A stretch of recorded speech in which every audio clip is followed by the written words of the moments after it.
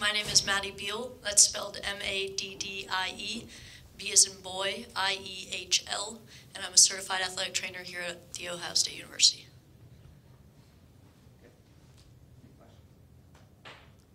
This is my first time, just so everyone's aware.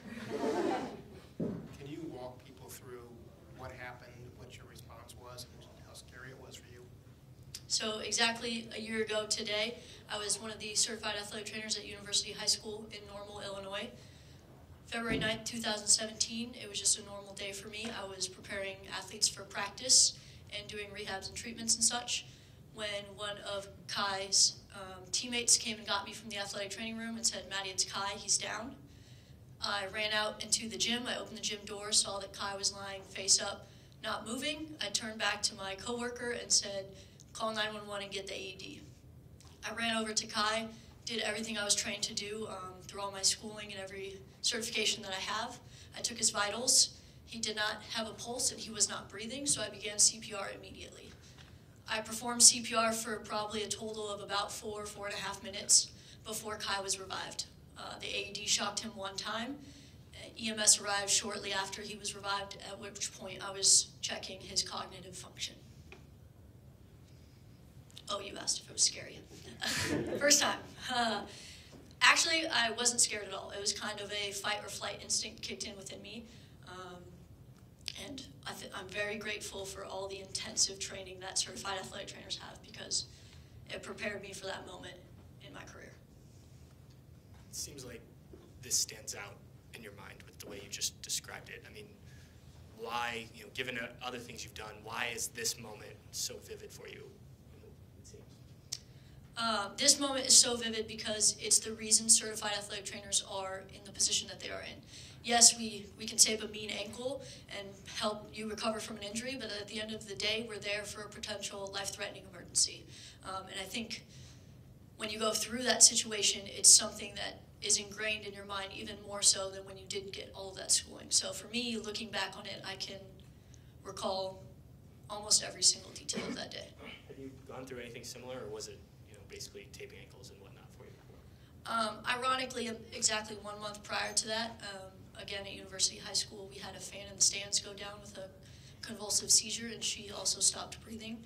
So I was the assist in that scenario. So had a little bit of experience with a similar situation, yes. How has this event changed your relationship or helped or evolved your relationship with the Bates-Diop family, and what is your relationship with them now? So before the incident, Kai was just another athlete of mine.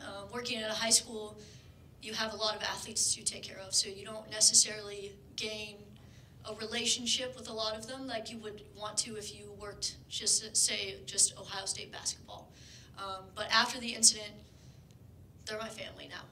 And I hope they'd say the same thing about me because they're stuck with me. But it's a hopefully once in a lifetime thing that you go through, and the bond that you create with those people is unbreakable. So having Kai in my life has both impacted me as an athletic trainer and as a person.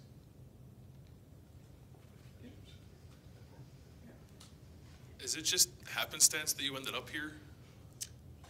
I'm not a part of the hiring process here. No, I actually applied to the position because Wilma, Kai, and Keita's mom told me to. She said that she thinks it might be a good fit. She knew me well personally at that point, and I believe they knew, the hiring staff here and other athletic trainers here knew who I was before I applied, given the relationship of Kai to Keita. I think with Keita's quick departure from here to Illinois to come see Kai, a few people knew about it, and then the athletic trainers heard what happened, and they knew who I was beforehand. I would guess it had something to do with me actually getting the job. I like to think I interview pretty well. I'm kind of funny, so I hope that helped. But I'd imagine it's a pretty big part of why I'm here. And then you just said you feel like you're part of the Bates-Diop family. How often are you talking with them? And I guess specifically, how often are you in contact with Kai? I talk to Kai probably every day. I had siblings growing up, not a little brother though, and I always wanted one, so now it's kind of a void filled in my life. But I talk to Kai every single day. I talk to Richard and Wilma at the very least once a week. They come to pretty much every basketball game of Keita's, so I get to see them as often as they are here, which is great. We'll go out to dinner or something like that. And then, like Keita mentioned, I see him pretty much every day. Mine and Keita's relationship's a little bit different just because now it's professional-athlete relationship, so it's not so much brother-sister when we're in this building, but it's different when we're outside of this and at, say, a family dinner, for instance.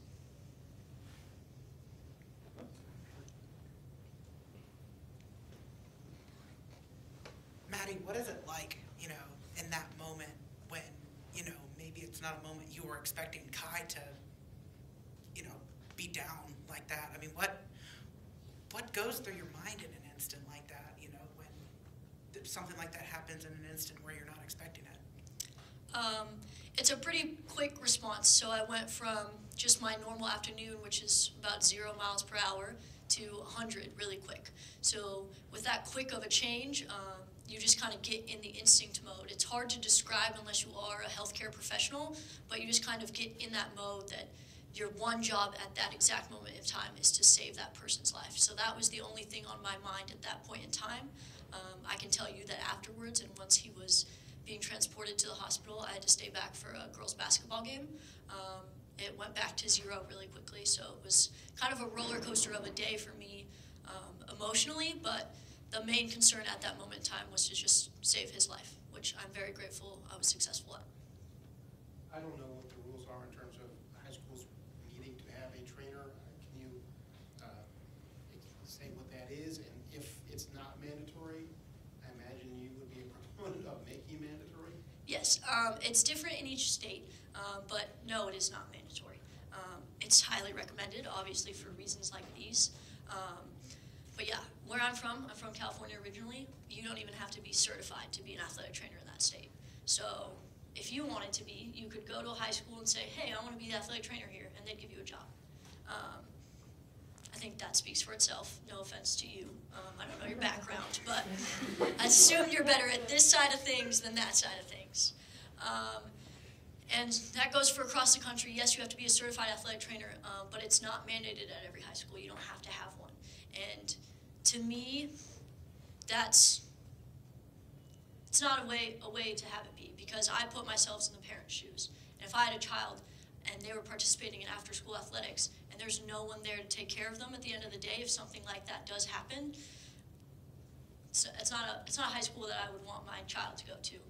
So through this whole situation, I've been very lucky to be a part of the AED movement that the family has started, and in my own regard, helping to just expand awareness of the importance of certified athletic trainers, not only in the high schools, but even nowadays middle schools are having them because those are becoming more intense athletic activities, and colleges everywhere.